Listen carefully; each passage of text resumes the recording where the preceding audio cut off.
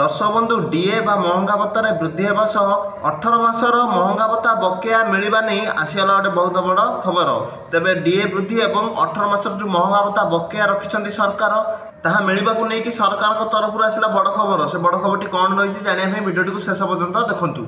कोविड-19 महामारी काल में केंद्र सरकार द्वारा बंद कर कर्मचारी 18 मासर महंगा भत्ता डीए और पेंशन बकेया डीआर राशि मिलना। संसदर मौसुमी अधिवेशन में अर्थ राज्यमंत्री पंकज चौधरी यह स्पष्ट कर से कहते आर्थिक कारण जो यही समय एरियर जारी करने सरकार निमंते संभव नुह।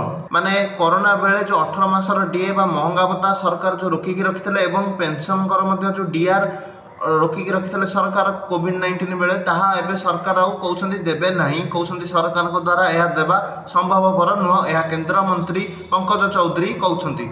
एथिरे विरोधी दल और सरकारी कर्मचारी संगठन कहउछंती जेतेबेले सरकार अर्थव्यवस्था सुधरिबार कथा कहउछंती नुआ योजना और प्रकल्प बाबदे खर्च करुछंती। एथिरे कर्मचारी को बकेया काहेकि देउनांती बोली प्रश्न करुछंती विरोधी दल नेता माने। तबे केंद्र मंत्री स्पष्ट कर कोविड-19 बेले जो 18 मासर डीए मिल नाला कर्मचारी मानक और पेंशनकारी जो डीआर मिल नाला सरकार दबा असंभव बा संभव नुहे। यह खबर भिडियो भल लगे भिडियो लाइक और चैनल सब्सक्राइब कर दिंतु।